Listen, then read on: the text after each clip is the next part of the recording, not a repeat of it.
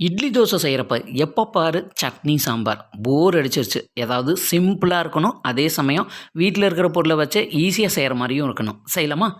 இப்போ ஒரு கடாயில் கொஞ்சமாக ஆயில் எடுத்துக்கலாம். ஒரு 150 கிராம் அளவுக்கு சின்ன வெங்காயம் எடுத்துக்கிறேன். சின்ன வெங்காயத்தை சேர்த்துட்டு இது கூட ஒரு 10 பல்லு பூண்டும் இதோட சேர்த்துக்கலாம். சேர்த்துட்டு இதை நல்லா வதக்கி விடுங்க. இப்போ இந்த வெங்காயமும் பூண்டும் வதங்கும் போதே கொஞ்சமாக இது கூட கறிவேப்பிலையும் இதோட ஆட் பண்ணிக்கலாம். இப்போ இந்த வெங்காயமும் பூண்டும் பாதி அளவுக்கு நல்லா வதங்கணும். இப்போ இது வதங்கினதுக்கப்புறமா நான் இது கூட ஒரு 3/4 டீஸ்பூன் அளவுக்கு மிளகு சேர்த்திட்டு இது கூட 1 டீஸ்பூன் அளவுக்கு ஜீரகமும் இதோட ஆட் பண்ணிக்கலாம். நான் இந்த குழம்பு ஒரு 6 பேர் சாப்பிடக்கூடிய அளவில் செய்கிறேன். நீங்கள் உங்கள் வீட்டில் எத்தனை பேரோ அதுக்கேற்ற மாதிரி ஆட் பண்ணிக்கோங்க. பாருங்கள், வெங்காயம் நல்லா வதங்கினதுக்கு அப்புறமா நான் ஒரு மீடியம் சைஸ் தேங்காயில் ஒரு தேங்காய் இதோட சேர்த்துக்கிறேன். சேர்த்துட்டு ஒரு 6 தக்காளியும் நான் இது கூட ஆட் பண்ணுறேன். இப்போ இந்த தக்காளி வதங்கிறதுக்கு தேவையான அளவுக்கு உப்பும் இது கூட சேர்த்துடலாம். சேர்த்துட்டு இப்போ இதை நல்லா மிக்ஸ் பண்ணி கொடுங்க.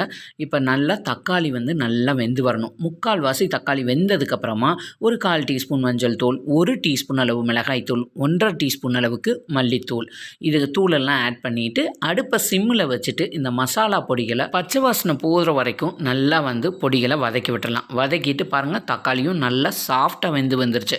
இப்போ அதை நல்லா ஆற வச்சுட்டு மிக்ஸி ஜாரில் சேர்த்துட்டு தேவையான அளவுக்கு தண்ணியும் சேர்த்து நல்லா ஃபைன் பேஸ்ட்டாக அரைச்சி எடுத்துக்கலாம். இப்போ ஒரு கடாயில் கொஞ்சமாக ஆயில், 1 டீஸ்பூன் அளவுக்கு கடுகு, ஒரு பெரிய வெங்காயம் பொடியாக சாப் பண்ணி எடுத்துருக்கேன், கொஞ்சமாக கறிவேப்பிலையும், இது கூட ஒரு 5லேருந்து 6 பல்லு பூண்டு நல்லா ஸ்லைஸ் பண்ணிவிட்டு அதையும் ஆட் பண்ணிடுங்க.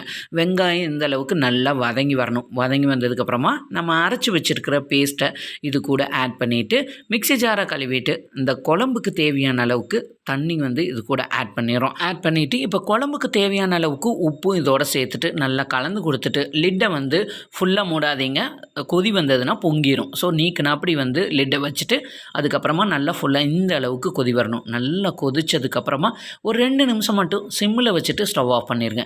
நல்லா கொதிக்க இட்லி வச்சுட்டு இந்த குழம்ப நல்லா கொலை மாதிரி ஊற்றி குழப்பி அடிச்சிங்கன்னா எத்தனை இட்லி உள்ளே போகும்னு தெரியாது. அந்த அளவுக்கு சூப்பராக இருக்கும்.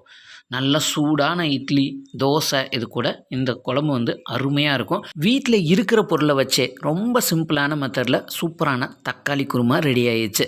நல்லா கொதிக்க இட்லி கூட இந்த குழம்ப இட்லியில் நீச்சல் அடிக்கிற மாதிரி ஊற்றி நல்லா குழப்பி அடிச்சிங்கன்னா சூப்பராக இருக்கும். கண்டிப்பாக ட்ரை பண்ணி பாருங்கள்.